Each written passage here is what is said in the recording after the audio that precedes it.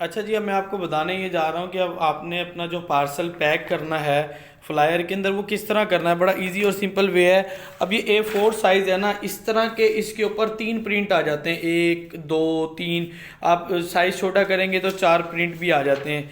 ये मेरी receiving sheet आ गई। अब इसके अंदर एक ही पार्सल था, एक ही आ गया। अगर इसके अंदर हम एक ज़्यादा वो करते, मीन्स के ज़्यादा पार्सल होते तो यहाँ तक आ जाती, तो ये इस रिसीविंग शीट के ऊपर सारा डाटा आता, रिसीविंग लेते और हम सबमिट कर देते। अब ये इस पार्सल को पैक कैसे करना है, अब सबसे पहले आप देख लें कि ये आपकी वो पॉकेट होती है।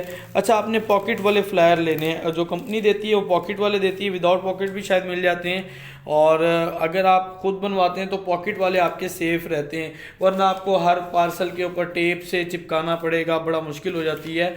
आप अगर फ्लायर अपने नाम से छपवाना चाहें तो अपने नाम से भी छपवा के आप डिलीवर कर सकते हैं। लेकिन कंपनियां कभी भी ये पसंद नहीं करती कि जी आप, मैंने ट्रैक्स से भेजना है तो TCS का फ्लायर मैं डाल के दे दूं या TCS वालों को ट्रैक्स का डाल दूं, ये कोई भी पसंद नहीं करता। हाँ, आप अपना ब्रांडिंग करके, अपना लोगो लगा के, अपना अपना डिज़ाइन बना के कर सकते हैं। अब ये देखिए, मैं आपको सिंपल बताता हूँ कि जस्ट आपने इसके अंदर ये डालना है। अगर किसी का पूरा नहीं आ रहा होता तो साइडों से कट कर दें, ये डालना है। अब इसमें क्या है, इसको मैंने साइड इसका ना थोड़ा सा ऊपर कर लिया है। ऊपर करने के बाद आप इसको इस तरह कर सकते हैं कि यहाँ से इसको रैप, इसकी जो टेप है इसको आपने रिमूव करना है। और ये बहुत पक्की होती है। यहाँ से ये देखिए अब बंद हो गया। ये देखिए, ये ऐसी सील होगी कि ये फट जाएगा, ये खुलेगा नहीं। ये फट जाता है, कभी भी खुलता नहीं। अब मैंने क्या करना है, अभी इसके अंदर पार्सल डालना है। अभी ना मेरे पास कस्टमाइज, हमारे पास ज्वेलरी भी होती थी। अब कुछ डब्बियाँ अच्छी होती हैं, कुछ गत्ते वाली होती हैं, कुछ प्लास्टिक की होती हैं। मैं आपको एक चीज़ इन्फॉर्मेशन जो शेयर करना चाह रहा हूँ वो आपने समझनी है। ये फ्लायर है बड़ा, इससे छोटा साइज़ भी होता है। जितने छोटे साइज़ में लेंगे उतने आपको कॉस्ट कम पड़ेगी फ्लायर की, और जितना बड़ा लेंगे उतनी ज़्यादा पड़ेगी। इतने बड़े फ्लायर में छोटी चीज़ डालने का मकसद नहीं होता। मैंने एक स्टैंडर्ड साइज़ लिया हुआ है, 12 बाय आई थिंक 11 या जो भी है। तो इसमें मेरे तकरीबन बड़े छोटे सारे पार्सल चले जाते हैं।